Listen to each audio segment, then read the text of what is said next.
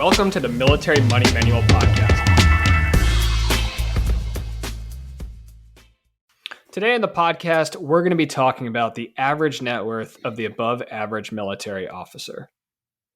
All right, before we get into the specific numbers of each pay grade, Spencer, what drove you to compile this data? I wanted to give military officers, and I've also made one of these articles for enlisted as well. I wanted to give people basically a benchmark, a yardstick by which they could compare their net worth to what their peers were doing, because a lot of times people don't talk about money in public. Yeah, it's kind of taboo.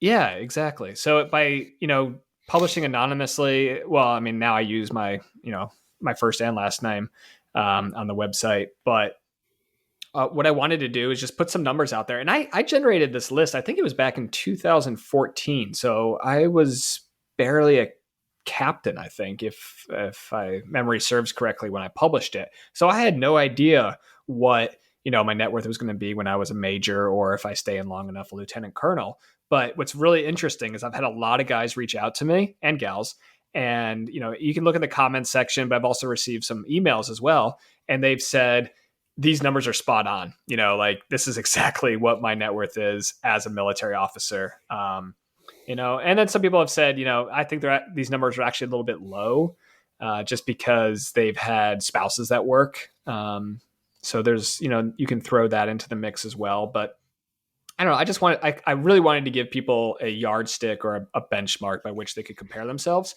and not to, make themselves feel bad. Really, I think the numbers are pretty achievable. And I really wanted to just show that, you can save up a good chunk of change while you're in the military. And one other story I'll tell before we jump into, talking about the numbers here, is I had a ROTC detachment commander. He was a lieutenant colonel. What was his name? Shane something. At Boston University. He was my Air Force ROTC detachment commander. And he always liked to say that you'll never get rich in the military, but you'll be comfortable. And I just think that's bullshit. I think you actually can. I think you can get rich in the military. And I think I've got the numbers to prove it in this little spreadsheet that I made. And I've got the anecdotal evidence as well. Lots of people have reached out to me, especially dual military couples. I just talked to one at work, actually. Him and his wife just put on captain. They're living in Hawaii, and she's about to deploy for 6 months. And he went and ran the numbers and was like, "We're going to start maxing out both of our TSPs starting next year, and we're making so much money. Even though she's deployed, we need to do traditional because we need to get our taxable income down." Wow. I can't remember what he paid in taxes. Yeah. But he was going to save like $8,000, I think, in taxes by switching from Roth to traditional. So, yeah, long story long. That's why I, came up with the idea. I've got the article on my website, militarymoneymanual.com, or if you just Google military officer net worth, it should pop right up. And that's where the idea came from for the article. Awesome. So I'm going to give a little bit of a preview just to tease them, as we have a couple more points to talk about before we get into the table of data. So at the end of your table, you basically have a 43-year-old 05 lieutenant colonel type in the Air Force, or some of the other branches, with about $165,000 in their Roth IRA, almost $500,000 in their Roth TSP, and about $315,000 in their taxable investment account. And that's a total net worth of over $1 million. So if we want to get there, that's kind of the building the decision gates, the building blocks, the yardstick to measure by which to get to $1 million net worth. Yeah, and the other thing to take note there is, okay, you got the 43-year-old 05 lieutenant colonel, or let's see, what's the Navy rank there? Commander. Got it. And they've got $1 million of, between their Roth IRA, their Roth TSP, their taxable brokerage account, their home equity.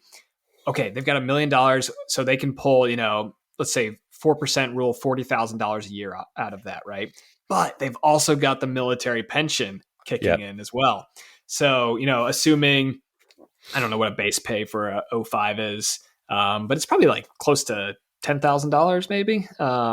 Yeah, probably. So if they're in the BRS, they're pulling in $48,000 a year. If they're in the high three legacy, then they're gonna be pulling in maybe $5,000, or sorry, $5,000 a month, $60,000 a year, plus the 4% rule, $40,000. You can live pretty good life on $100,000 a year. So yeah, that's definitely, that's a great point that, as we step through this, the eventual goal that we're working towards is leaving the military with over $1 million of assets, which is awesome. Yeah, and being well on your way, if not already, to financial independence. So you're basically a genius because an O5 making over 20 years of service is $9,816 in base pay this year. So yeah, very, very good, educated guess there. How did you compile this data, Spencer? Is it like a big survey you took? Is it part of a research project you did? Or what? How did you kind of say, okay, as a second lieutenant, they should have this much in their Roth IRA. As a captain, they should have this much. Can you kind of just give us a brief overview of how you compiled this average data? Yeah. So it all starts with, first of all, I looked at the Roth IRA. And you can tell that I made this a couple of years ago because I was assuming that the contribution limit was $5,500. And I was assuming that you could start doing that basically from the moment that you got into the military, whether you commissioned out of ROTC, OTS, OCS, or one of the service academies. So it starts with maxing out your Roth IRA from the first year that you're in the military, and that could be, a monthly deposit. Right now the Roth IRA max is $6,000 a year, so that would be about $500. Or $500. exactly. Oh, yeah, exactly. Technically correct is the best kind of correct. And so what I did was I just I assumed I only assumed 4% investment returns, which is actually very low. But it also enabled me to ignore inflation. Yeah. So um, so it all starts with maxing out your Roth IRA every year that you're in the service, and then slowly as your income grows, maxing out your TSP account or your thrift savings plan. And we've got a whole episode. That's actually our most popular podcast episode right now, is the thrift savings plan. And you can go back and listen to that. I think it was episode number two, Two, I want to three. say, yeah. Yeah. But that's yeah. So that would be a great, if you haven't listened to that episode, go back and listen to that episode, and then you'll learn everything you need to know about the TSP. But I think I assumed that they were maxing out their TSP by the time they made captain. I think that was one of my assumptions. And until then, essentially, they were growing their TSP account, but they weren't quite maxing it out. That can be a challenge for a lot of people. If you're married to someone who's also making an income, it might be easier. But depending on your financial situation, maxing out your TSP might be kind of the first goal that you work towards after you max out your Roth IRA. Yeah, absolutely. And one other thing I just noticed is age 23, where the table starts, is it doesn't start with a negative net worth. So some of the listeners will be coming into the military with a negative net worth due to consumer debt they have or student loans. So obviously, if you are in that situation, your numbers are going to be a little bit off until you get out of debt. Anything to add on that? Yeah. Sorry, I just had to clear my throat, but yeah, I assume that you basically, you came out of the service academy, you came out of ROTC, or you joined through OCS. Having had that full ride academy scholarship, or having a full ride ROTC scholarship, or maybe working on the summers to kind of pay for your schooling. But that wasn't my situation at all. I came out of a private school where I picked up an ROTC scholarship the second year, but I was already on the hook for over $60,000 in student loans. So I didn't start from zero. I know a lot of people don't, a lot of military officers don't start from zero. And, but I will say that based on the net worths that I kind of outline on this graph, on my website, it's still doable. Even if you're not starting from Yeah, zero, you can still exceed absolutely. these net worths and um, save up and invest a lot of money a lot faster than you think is possible. Yeah, really good point. And I think my case is a good example of that. We started out as well with a lot of debt. We talked about previous episode about the USA Career Starter Loan and how much debt my wife and I came into our marriage with when we were newlyweds, about $118,000. So we started out with a big hole, and now we are caught up to where we are. Uh, we're more where your numbers add up, if not ahead. So we may have been behind as a lieutenant, digging out of that, but eventually, if you keep building good habits and doing the right things, then you'll get caught up and getting above average, which is great. I think the other thing to note there too is I only assumed 4% investment returns.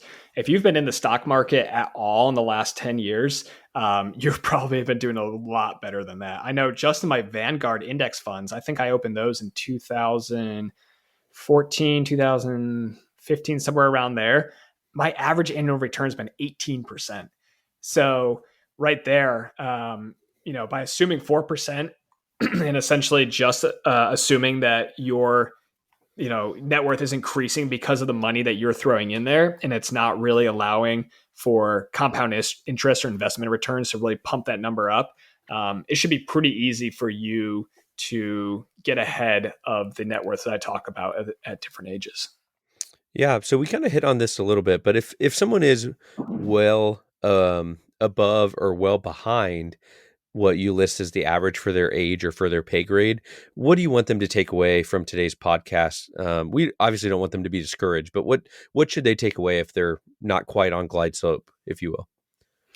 Yeah, I think it's the most important message here is don't get discouraged if you're behind these numbers and use it as kind of a reality check. Like if you are behind these numbers, just know that some of your peers are at these numbers or way ahead of these numbers.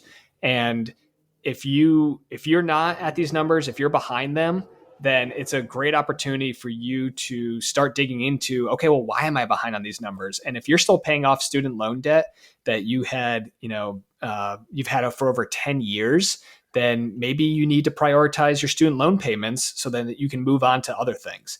If you haven't been using your TSP or you haven't been getting your 5% match and you're in the BRS, this is your wake up call. If you're behind on these net worth numbers, then it's time to take action. And that's what I really want people to do is to, when they hear these numbers, and if you think those are completely unrealistic, I can never obtain them, I want you to know that you can. And the reason that I know that you can is because we get the same paycheck. And that's the great thing about the military, Yeah. right? Is that we know the number. Now, BAH will fluctuate from place to place, and some people will get special pay depending on their specialty. And maybe I've had more deployments than you, or I go TDY more often. But in the I didn't assume any of those, TDYs. I didn't assume any tax-free pay in any of these numbers. All of this is just looking at base pay. It's only looking at base pay. So it should completely wash out any effects of BAH.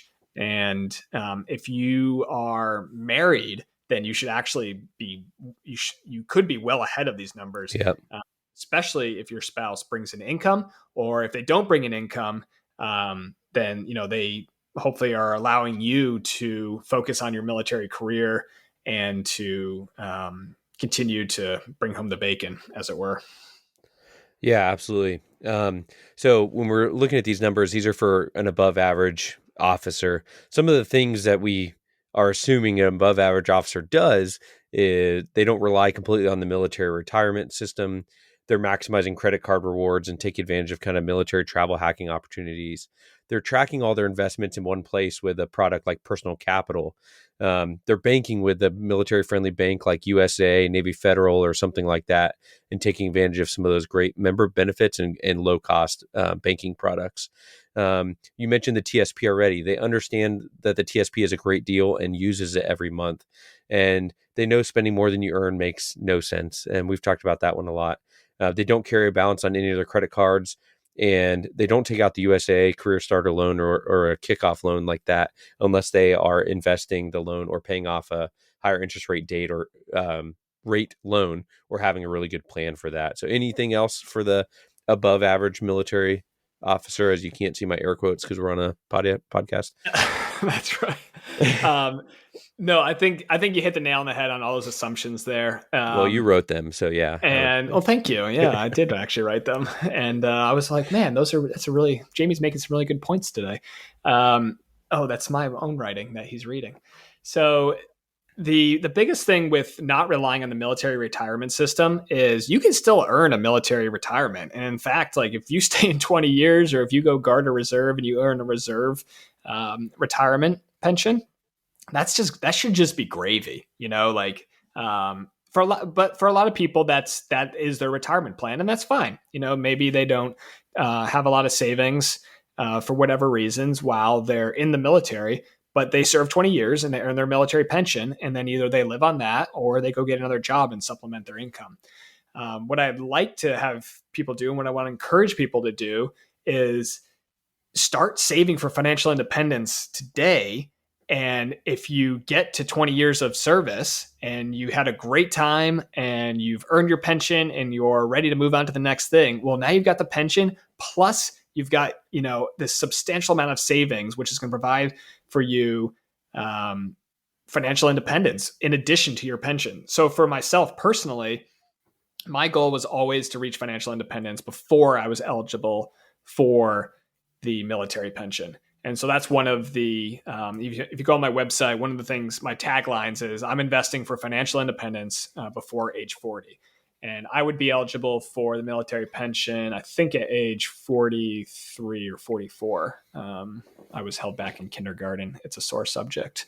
But yeah, I got into the military. I was a little bit older after college. So I think that's the biggest point there about the military retirement system is you can rely on it. You can serve your 20 years and then get it.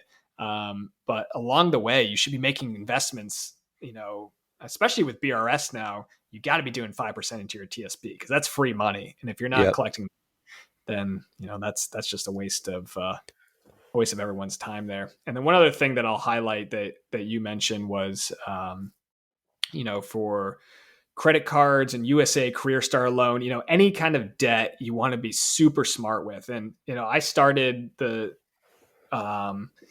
this table with the young officer starting from a net worth of $0. And like we just talked about, that's not the case for a lot of people because there's student loan debt, there's credit card debt, there's auto loans. But if you smartly use debt, like the USA Career Star loan, like when, if you come out of the academy and you pull out the full 36,000 and you invest some of it, you take of it, you travel to Europe on a little bit of it and you buy a good starter car and then you pay it all off, a couple of years early, that can be a great use of debt right there. And then for the credit cards, just no credit card debt, not even once. It doesn't make sense. Don't do it ever. But with the military fee waivers that, American Express and Chase are giving on their cards, and we've got plenty of military travel hacking episodes in the podcast roster on that stuff. And then of course, militarymoneymanual.com/UMC3 for the ultimate military credit cards course on my website. We talked about military travel hacking a lot. We're both really big fans of it. The benefits that the cards are giving you are astronomical and you're not paying an annual fee. So, what I want a lot of people to realize is if you're getting free travel, like what a lot of these cards are giving you, like right now, my wife and I have 6 Hilton free nights that we have to use by the end of 2022. That's going to be pretty hard to do. I'm going to be honest. Like we don't have that much travel planned in the next year. And so, we're thinking about, well, what if we take our family with us and we just go for, 1 or 2 nights, but we can, cover everybody's room with a free annual night. So, but my point with all that is, if you're not paying for travel, then you can be shoveling all that money into your investment accounts and achieving financial independence that much earlier, while still having a great life, full of travel, full of airport lounges where you're getting free food. Again, saving, you can be saving tons of money with these credit cards. And then instead of spending that money, you're investing the money that you're saving with the credit cards. And then you're achieving financial independence that much faster. Yeah, really good points. I have one last question before we start jumping into the data, kind of keeping everyone on the edge of their seats, if you will. We talked a little bit about some of the assumptions in the table, but can you just kind of review those one more time? Some of them we covered already, of kind of how you form the data, so they can kind of wrap their head around these assumptions led to this data. Sure. Yep. So for the chart, and again, it's difficult to talk about a table or a chart on a podcast. So the best place to go view it and see all the down to the dollar details is on militarymoneymanual.com. But the assumptions that I made when I was building the chart were that these numbers were for a single officer, so unmarried officer. And if you have spousal income, that it's only going to increase your net worth or your standard of living. And I think one of the traps that a lot of people fall into is, when they do have two incomes, is they're living off of both of them and they're not saving, even more. So there's a whole book out there. I think it's called the two income trap. And basically, Americans went to work after World War II. And so both people in the family are making income now, but instead of saving and investing that additional income, we're just spending it. And that's fine, if you want to live that more extravagant lifestyle.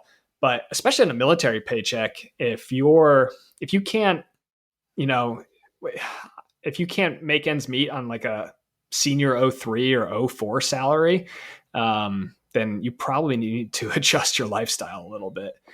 I think it's, for most of the families I see that are doing well, if they do have two incomes, the military income, and then the spouse works either outside the home or works from home, and they can usually save the spouse's income, almost 90 or 100% of it, which is pretty awesome.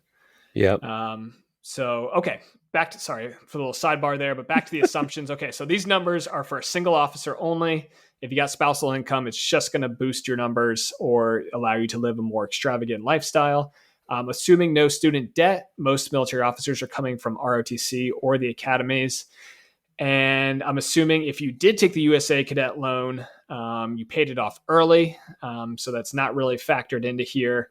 But depending on how you invest it, it's a pretty low interest rate. And we actually covered that in episode number 9 on the Navy Federal and USA Cadet loans.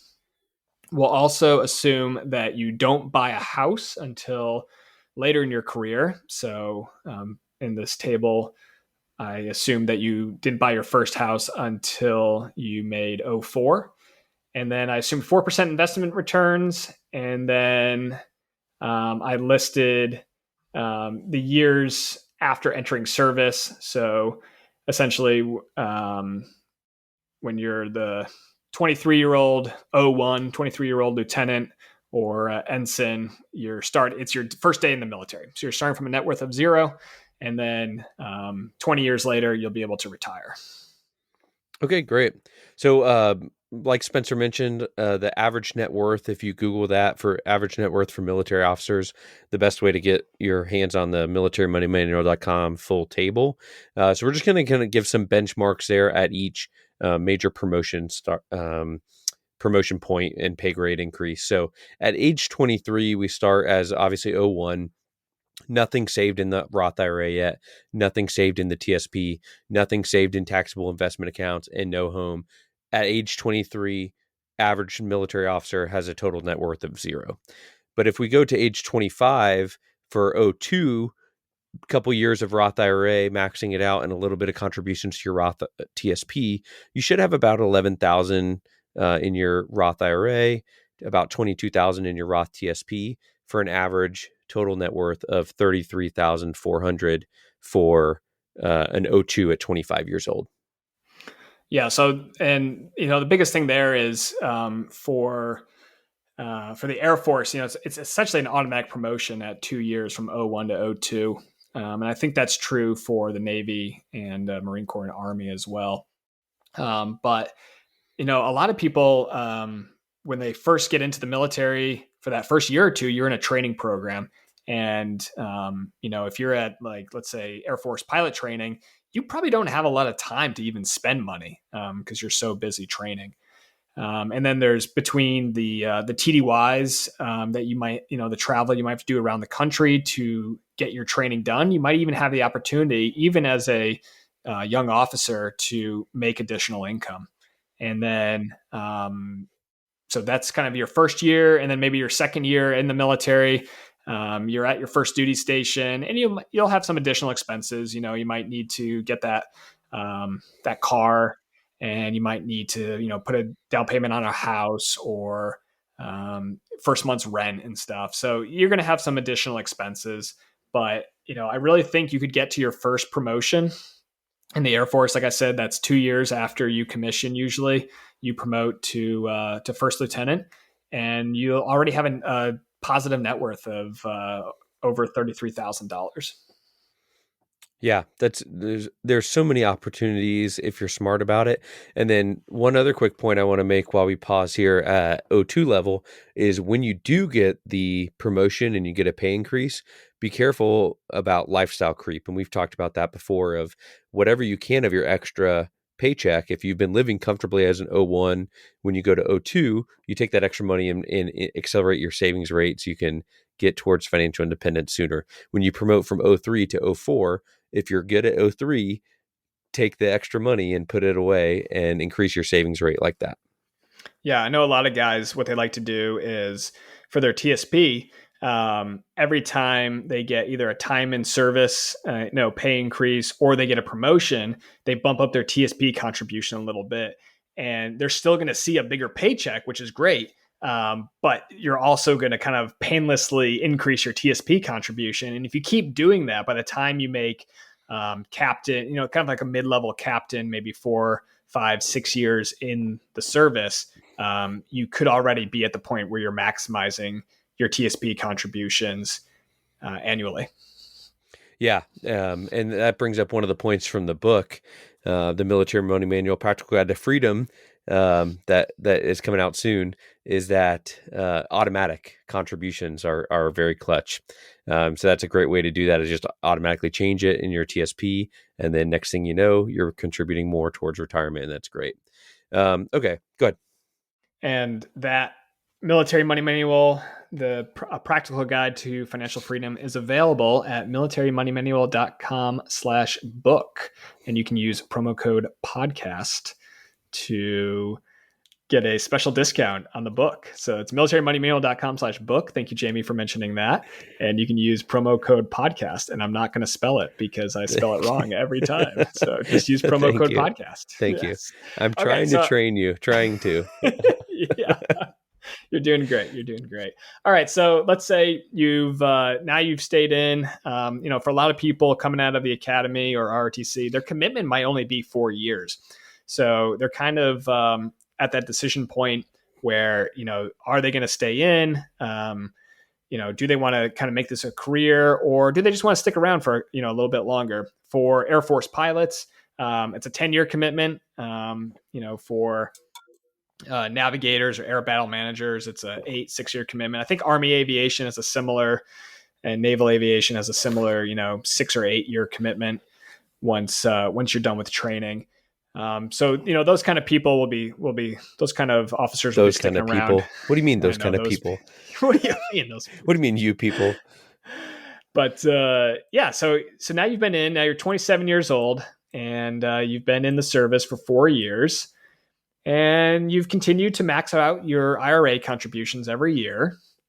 And by this point, I kind of assumed that starting as a new captain, or let's see, in the Navy would be a lieutenant, but starting as a new O3 with 4 years of service, you're right at that point where you're going to start maximizing your TSP contributions. And if you look at how much of your pay it takes to maximize your TSP contributions, as soon as you kind of put on O3, it drops to below 50% of your pay and becomes like a reasonable 30 to 40% of your pay.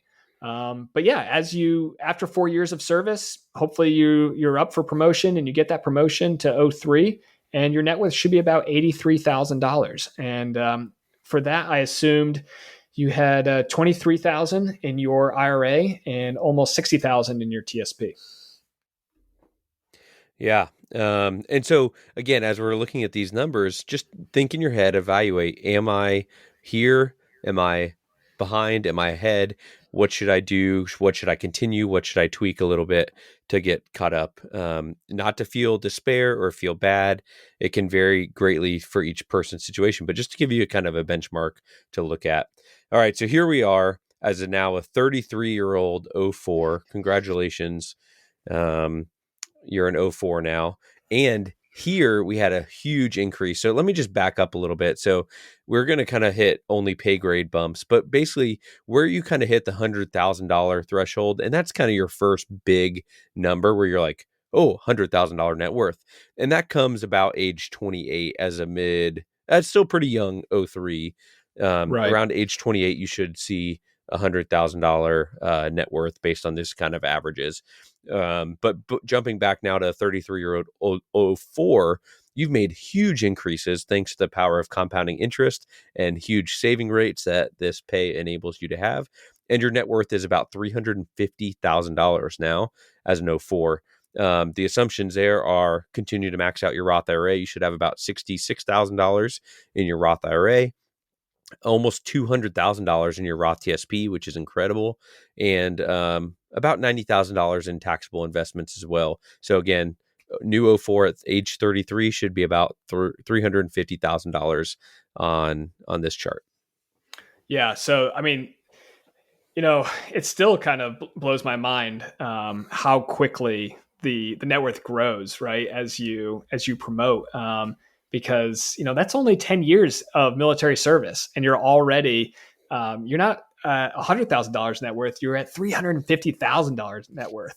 And like I said, if you've got a spouse that's also pulling an income, you might even be ahead of that.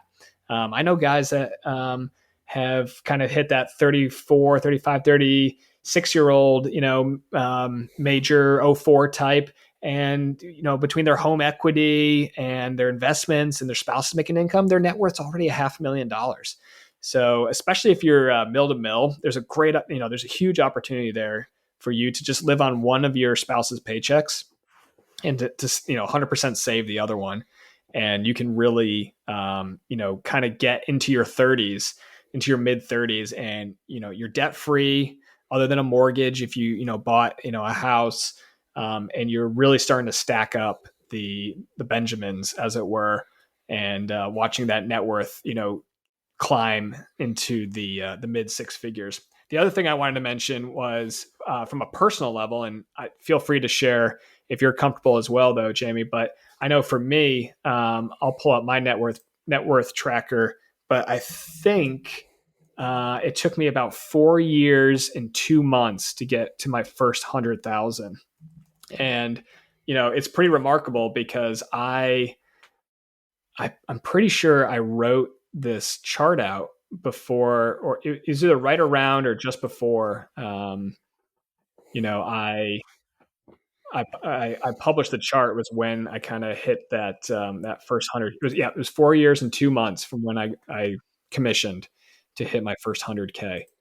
And if you look at the chart, that's right around, maybe a little bit. Maybe I hit it a little bit earlier than I have in the chart, but it's pretty remarkable that that kind of fits the pattern right there. And then every 100,000 since, obviously sometimes there's some stock market gyrations that cause the net worth number to dip down month to month. But the next 100K only took a year and 8 months. So I went from 4 years and 2 months to get to my first 100K, and then 200K was only a year and 8 months later. And that was with, I don't think, okay, my wife was getting paid at that point. So there's some spouse income there. Yeah. But It, uh, it yeah, go ahead.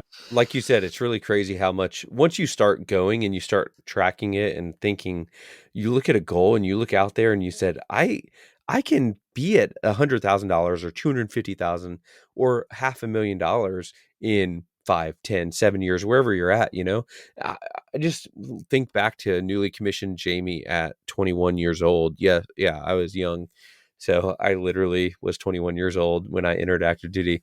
Um, and I just would have never thought that I would have having $100,000 net worth was not even something I thought about.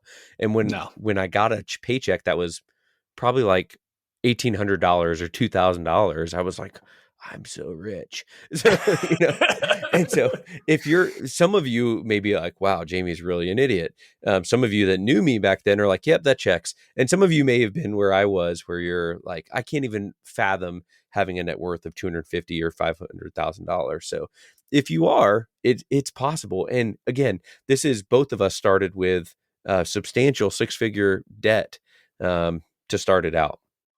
Oh yeah, that's a great point right there, right? Is it took us 4 years and 2 months to hit the first 100K, but we were starting from negative 60,000.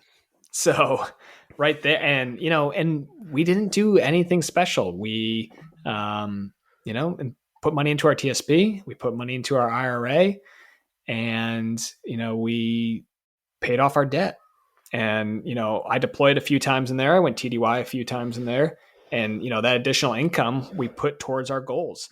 But yeah, I'm kind of the same way where if you had pulled aside college Spencer and 2021 and said, hey, within less than 5 years of graduating, you'll have over $100,000 net worth, I would have said you're crazy. That just seems impossible because it in your mind you're thinking, how am I going to save $20,000 a year? Yeah. But that's not what it is, right? Yeah. Because the money that you put in grows, and the stock market goes up, the stock market goes down, but in general, over long enough periods of time, as your dollar cost averaging into the market, you're gonna see a positive return. And so the money that you put in the first year, by the year 5, it might have doubled. And so if you put in 10K in the first year, that's a great start. And then 5 years later, that might become 20K. So I think it's sometimes if you look at these figures, like we've been talking about, it can be disheartening, especially if you're behind. But this is assuming that you started right away, right? You started as soon as you and a lot of people don't, right? A lot of people, they don't start caring about their finances until they're kind of, mid-level captain or maybe a new captain, and they finally get a moment to breathe, because they've been doing training, they've been busy at work, and now they can finally kind of sit down and assess themselves and say, okay, how much debt do I have? Am I, working towards my goals? Like, what even are my goals? Yeah. And that's something that we talk a lot about in this podcast is, financial independence is really the ultimate goal. And every other kind of financial goal should be a sub goal, paying off your debt, saving and invest. All those things are working towards the ultimate goal of financial independence, where you no longer have to trade your time for money. Yeah. So we've talked before about how we have basically promised to do a get out of debt like episode in the future. So I guess now that we've recorded it again, we have to do it. We owe the people a get out of debt lesson. But for my experience, what you brought up earlier is we had quite a shovel to get out of. We had a kid, when we were pretty young, and we were mill to mill at the time, but our first 2 years between training and everything going on and trying to get my wife commissioned, and she was pregnant, and it was just kind of a mess. We were just trying to survive, and we didn't really think about money for at least 2 years of active duty time. And then we were like, oh man, we have a lot of debt. We got to do this. And that's where we started attacking the Dave Ramsey, get out of debt, baby steps, debt snowball kind of stuff that we've talked about before. And then when we started building this momentum, and once we started, we couldn't stop. Well, I say I couldn't stop talking about it. I'm the nerd of the relationship, and my wife lovingly is on board with all my goals, but she could care less about the spreadsheets. But what is really fun is when you and your spouse, if you are married, can set a joint goal and work together on that. And then if you're the nerd, then you handle the spreadsheets and the personal capital, net worth tracking, and all that kind of stuff. So we were behind on a lot of this until captain years, really, because it just kind of took us a couple years of farting around, of not really having a goal, like we've talked about, avoiding that. But go ahead. I was just going to say, I mean, one thing that jumps out at me there about your story is that, you know, if you guys went and looked at this chart right when you got out of college, right, you might have said, oh, this is impossible, but Oh you yeah, guys were for late. sure. You guys were late bloomers, and now it doesn't matter. Like, you're still ahead of the numbers Yes. that we talk about in this chart. And it's just crazy when you have that intensity and when you set a goal and you work towards it, and like you were talking about, when you work together with your spouse to achieve that goal. Or if you're not married, then it's even easier because you just got to work with yourself. So, Oh, that might be but harder sometimes. yeah, no, definitely. But yeah, I mean, I think the best takeaway from the best lesson learned from your story, Jamie, is, you can get a late start on this and you can still beat the numbers that I talk about, for the net worth of the above average military officer. Yeah, I have one other comment, and then I'll get us back on track after that on the chart. Um, when I first met this strange character at work named Spencer, and he was talking about how, like, he has saved 50% of his income and all this stuff, I literally remember having the thought, like, you're crazy. You must have no life. You're weird. Like, what on earth do you do with your life? Like, that is not possible. That's not something a normal human in America does, right? Saving Right. 50% of your income, like, no, it's not. I like going out to eat. I like spending it. I like, traveling or whatever. And then, no kidding, the first time we took our savings rate really, really seriously, without much effort and without my wife working at the time, we saved 40% of our income as a savings rate with not a lot of effort. Yep. And it's not like we were starving. We still hung out with friends. We still traveled to other islands and did all the fun stuff in Hawaii. And it was eye opening to see that if you have a goal, it's really not that hard. Yeah. I think, I don't know if we're still at a 50% savings rate now. We've kind of dialed it back a little bit to spend more money and, frankly, and enjoy our time, the time that we have left in Hawaii. But I think if you do have that intensity and you make it, I know you used YNAB, you need a budget, and that was like eye opening for you to see, like, oh, like, if we actually, like, give our money a job and we put it to work, we could we achieved a 40% savings rate without even really sacrificing much. Yeah, And literally. And when I say not sacrificing much, I didn't sacrifice anything. I'm one of the worst spenders out there. I promise you, if we want something, we get it. And there's some stuff I'm cheap about, but for the most part, I did not spare. I was not starving. I was not cutting yeah, off on, I wasn't living in a tent or in an RV van or a double wide or something. yeah, Julia likes to my wife likes to joke that uh, her phone autocorrects Spencer to Spender, and because I'm the one in the relationship that loves spending money, and I have no qualms about spending money, and haven't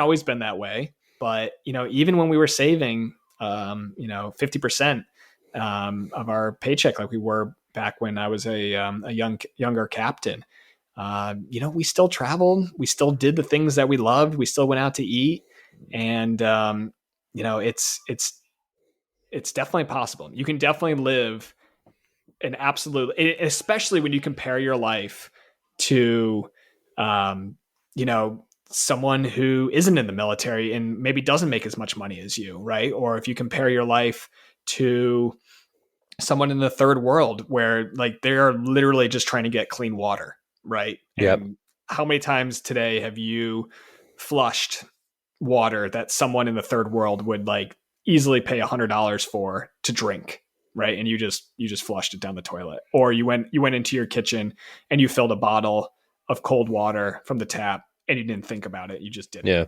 right? And Yep. that, to have that level of wealth in many countries would be, you would have to be the wealthiest 10% of the population to have access to cold, clean water like that. So I think it's really important to always put it, everything you do, you always have to put it in perspective. You always have to, compare the counterfactual, or, what if, you always have to think about the opposite.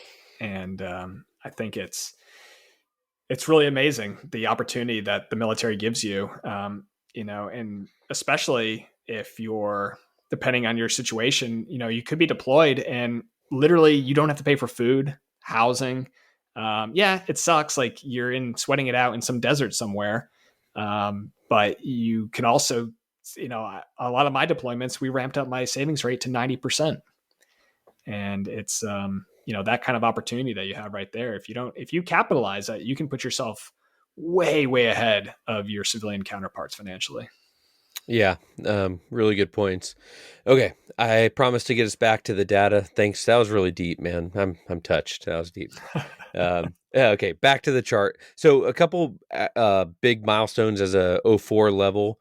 We have some home equity building as about a 35-year-old, and then at about 36 years old is where we hit half a million dollars, $500,000 net worth, and that's a Yeah. big goal. And that's really really impressive. And then what's crazy is how fast things start going from there. It really, really starts rolling. So by the time you hit 41 or so, and we're now talking '05 promotion, your net worth is probably going to be somewhere for the average military officer around $877,000. So just to kind of recap there, you now have about $141,000 in your Roth IRA, over $420,000 in your Roth TSP, about 265,000 in your taxable investments, and about 50,000 built up in home equity, for a total of 877,000, for a net worth of a newly promoted '05 at 41 years old.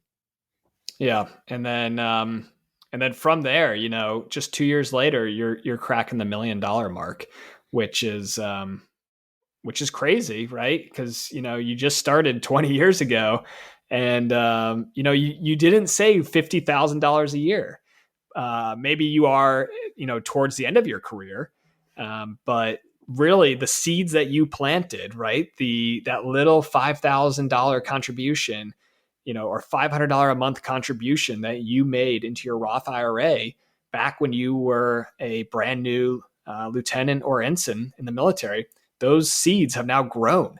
And you're, every year you're getting, I only assumed a 4% investment return in here. So I imagine if I reran this table at a 7% or a 10% Yeah. investment return, right? If you were to kind of time the bull run of the 90s or the bull run of the last decade or so, you might see a total net worth of $1.5-2 million. And that's awesome right there. Or maybe you're, a real estate investment guru, and you've got your little portfolio of, paid off condos now that are just throwing off cash at you. So I think it's pretty awesome that, when you actually put the numbers down and do the math, you realize that, wow, like I could, do a 20-year career in the military, earn a military pension, and leave the military with over $1 million in assets. Yeah. And Literally as a millionaire. yeah, literally, yeah, literally a millionaire. Yeah. So I just want to read one of the comments. This was from 2018 on my website. A guy named Fred, he left this. Your numbers are a great gauge for folks to set their sights on. Thank you. As a background, I retired as Lieutenant Colonel in the Air Force in 2016 after 24 years of service. I got to fly the entire time and did exactly what I loved. I was able to retire with his house paid off and a net worth of $1.5 million, which doubled in the 2 years since retiring due to the market appreciation. And he worked as a civilian contractor. So he says $1 million is definitely achievable, but you have to be committed to financial independence for the duration of your career. I would even argue with Fred. And first of all, thanks, Fred. That's an awesome comment. And just provides a lot of validations for the numbers that I used, where these are average numbers, right? If you're above Yep. average or above the above average, you might even do even better. Where like Fred here, $3 million net worth with a paid off house, 2 years after he retires from the military. So that's an awesome goal right there.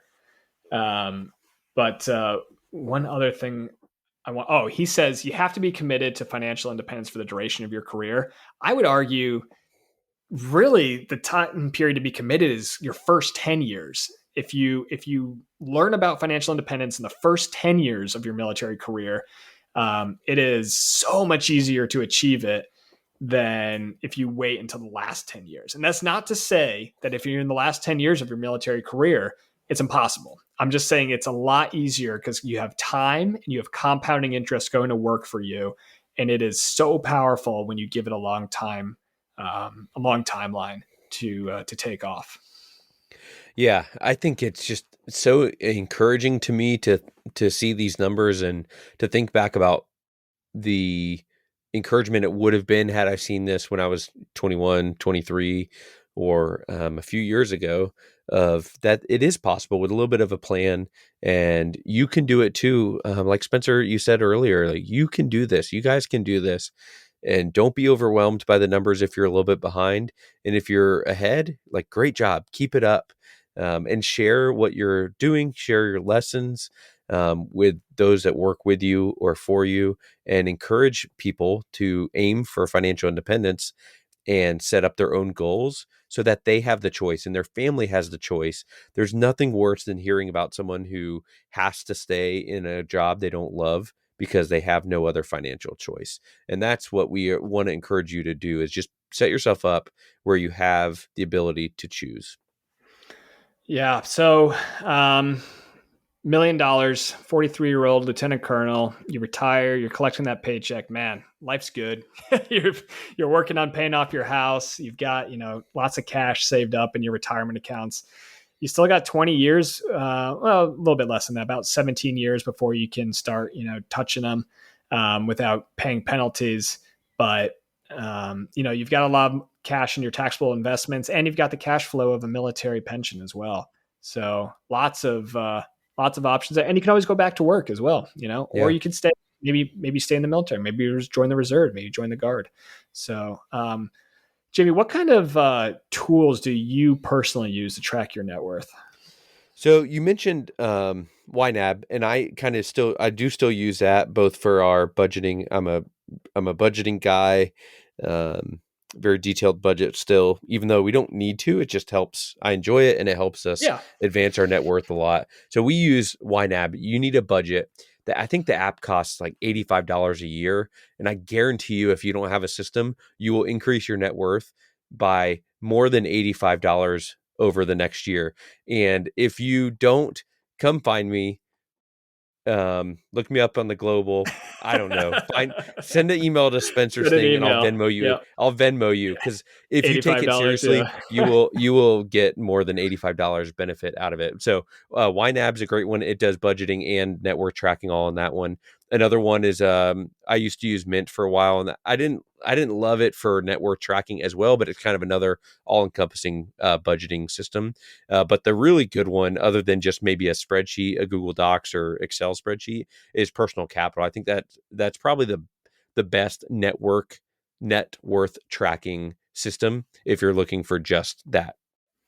Yeah, I used to use Personal Capital a lot. I've talked about it on my website for almost probably as long as the website's been on there, Yeah. 8 or 9 years. I used to be an affiliate with them, so if you see any links on my website, they might still be affiliate links. I'm not sure anymore, but I kind of lost track of their affiliate program.